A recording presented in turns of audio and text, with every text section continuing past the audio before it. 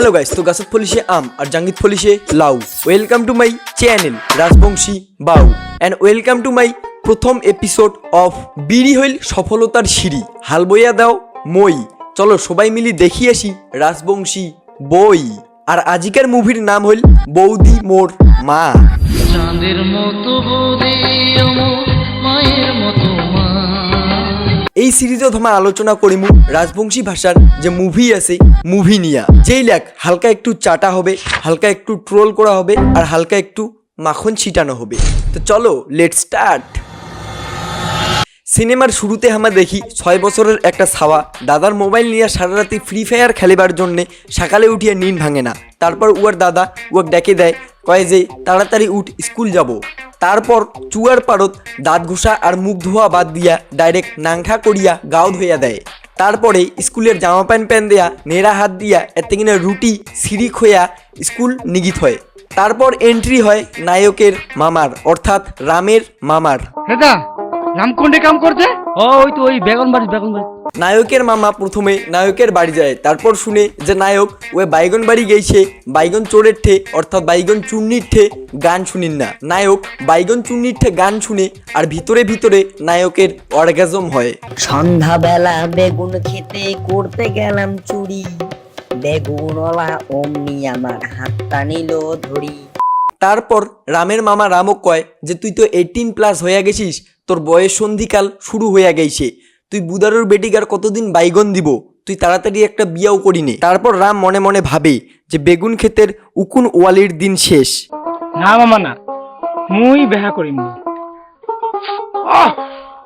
আমি তো চিন্তা করিস না, তোর এলাকাতে ঠিক সাদা সিধা কইনা মন্দির ফেরা কিছু, তোকে তো চিন্তা করিবা হবে নি। মামার কথা শুনি রাম যায় কন্যা দেখির 9 চাকার গাড়ি আর গয়না ডিমের নিয়া বিয়াও করি আনে রাম সীতাক। তারপর ফুলসজ্জা রাতিত রামের ভাইয়ের অ্যাড্রোনাল হরমোন কম ক্ষরণ হওয়ার ফলে রামের ভাই যায়া কয়, দাদা কি তুই এলাও থাকিস নে? না দাদা দাদা মুই তোর কাছে থাকি। দেবু এলা তোর বৌদি হচ্ছে, এলা তো তো আলাদা থাকিবা হবে।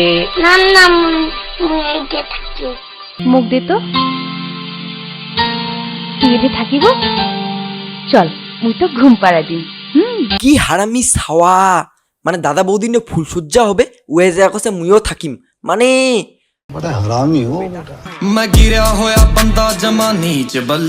তারপর দেবুর বৌদি অর্থাৎ রামের বউ মানে সীতা ওয়ে কয়, আজ এই বেহার রাতে একটা কথা দেখো, মুই কোনোদিনও ছোয়াপোতার মা হমনি।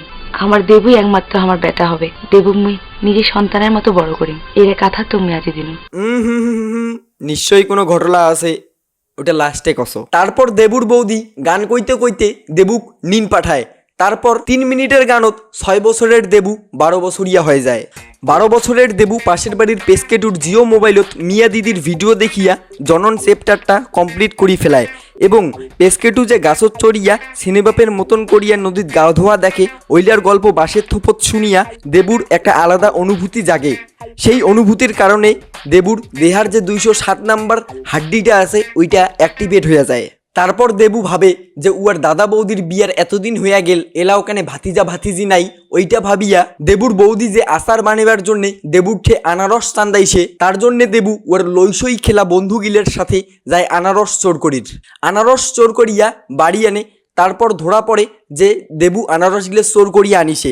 তারপর ওর বৌদি উয়াক শাস্তি দেয় গালত, আর দেবুও কয় নটি আমেরিকার মতন করিয়া hurt me hurt me hurt me hurt me এমন করি কইয়া গালত স্ল্যাপ বাইট নেয়। তারপর একদিন দেবুর দাদা নাঙল জোঙাল নিয়া যায় দোলাবাড়ি কাজ করিবার না, এবং দেবুর এক্সামের প্রিপারেশন খারাপ হওয়ার জন্যে দেবু এক্সামের আগত জ্বর হওয়ার অভিনয় করে। বৌদি সামনে তোমার পরীক্ষা থাকিয়া রইলে কোন বেলায় পড়িম? এলাকনে আরাম কর, জ্বরটা ছাড়ি গেলে সলা বই পড়িব। পৃথিবীর সব কয়টা এভারেজ স্টুডেন্টের এইটা হচ্ছে ব্রহ্মাস্ত্র। পরীক্ষার আগত জ্বর হচ্ছে, পরীক্ষার আগত হাগানা ধরছে, পরীক্ষার আগত হ্যান হ্যান প্যান প্যান। সঠিক বলেছেন।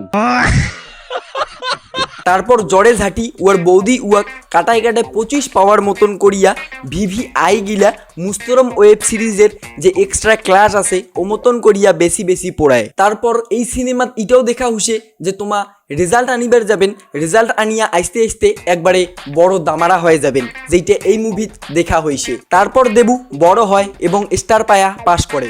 আজি না মুই দারুণ খুশি। আরে কিতাই খুশি করবো তো? তুই জানিস মুই স্টার মার্কলে পাস কইছু।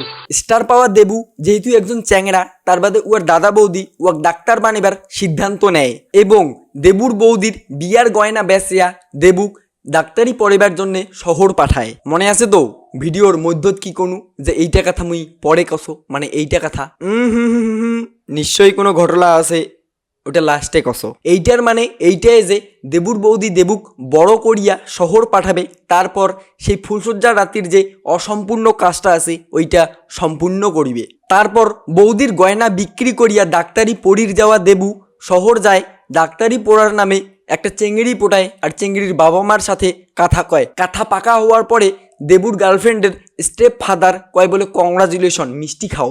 সাবাস বেটা, তুই মোর মতন না হয়। রামো মিষ্টি নিয়ে আয়। বৌদি মোর মা সিনেমাত 1 ঘন্টা 1 মিনিটের কাহিনীত এইটা বার্তা দেয় যে বৌদির গয়না বেচিয়া কেমন করিয়া ডাক্তারি পড়ি নাগে। এই সিনেমাত এইটাও বার্তা দেয় যে একজন ছাওয়া কেমন করিয়া দাদা বৌদির ফুলসজ্জা নষ্ট করিবার পারে। এছাড়াও যেমন অন্যতম একটা বার্তা আছে যে নুকিয়া গছের ডালত চড়িয়া চিংড়ির গাও ধোয়া দেখিয়া একজন ছোট ছাওয়ার কেমন করিয়া 207 নাম্বার হাড্ডি খান অ্যাক্টিভেট করিবেন। So guys thanks for watching. তো ভিডিওটা যদি ভালো লাগে তাহলে অবশ্যই লাইক কমেন্ট শেয়ার সাবস্ক্রাইব করে দিবেন। আর এইটা হচ্ছে আমার যে রাজবংশী মুভি আছে, আমার রাজবংশী মুভির আর কি ফানি রিভিউ করবার পারেন। তো যদি ভালো লাগে, যদি তুমি অ্যাপ্রিসিয়েট করেন তাহলে অবশ্যই জিনিসটা শেয়ার করবেন। তো এইটাই আর কি। আর রাজবংশী ভাষার বৌদি মোর মা এই মুভিটা হয়তো একটুর জন্য, জাস্ট একটুর জন্য যদি অস্কারও না পায়, আমার রাজবংশী সমাজের জন্য একটা গোল্ড।